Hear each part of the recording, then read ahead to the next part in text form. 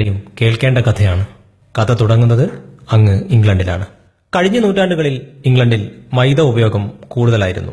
എന്നാൽ കാലം കഴിഞ്ഞപ്പോൾ അവരുടെ ആരോഗ്യം ക്ഷയിച്ചു തുടങ്ങി. കാരണം കണ്ടെത്തി. വില്ലൻ മൈദ തന്നെ. അങ്ങനെ 1949 ഇംഗ്ലണ്ടിൽ മൈദ നിരോധിച്ചു. കഥ തീർന്നില്ല, ഇവിടെ തുടങ്ങുന്നു. കേരളത്തിൽ ഏറ്റവും കൂടുതൽ ക്യാൻസർ രോഗികൾ ഉള്ളത് മലബാർ മേഖലയിൽ നിന്നാണ്.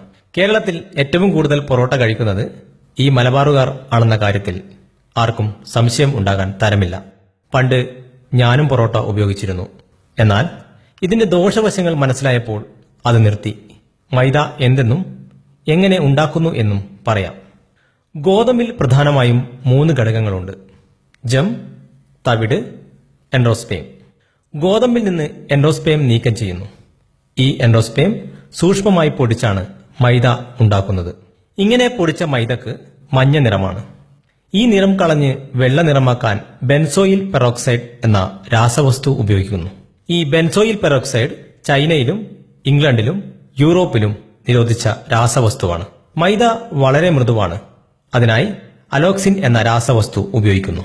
ഈ അലോക്സിൻ എലികളിലും ഗിനിപ്പന്നികളിലും ഉപയോഗിച്ചപ്പോൾ അവയുടെ പാൻക്രിയാസിലെ ബീറ്റാ കോശങ്ങൾ നശിച്ച് ഇൻസുലിന്റെ അളവ് കുറച്ച് പ്രമേഹം ഉണ്ടാകുന്നതായി കണ്ടെത്തി. ഈ പൊറോട്ട കഴിച്ചാൽ വിശപ്പ് ഉണ്ടാകില്ല അല്ലേ? എന്താകും കാരണം? ദഹിക്കില്ല.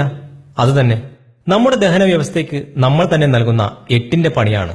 ഗോതമ്പിന്റെ വേസ്റ്റായ മൈദ അമേരിക്ക, ഇംഗ്ലണ്ട് തുടങ്ങിയ രാജ്യങ്ങൾ നമ്മുടെ ഭാരതം പോലുള്ള പട്ടിണി പാവങ്ങളുടെ നാടുകളിലേക്ക് കയറ്റുമതി ചെയ്ത് പണമുണ്ടാക്കുന്നു. നമ്മൾ അത് വാങ്ങി പൊറോട്ട ഉണ്ടാക്കി തിന്നുന്നു.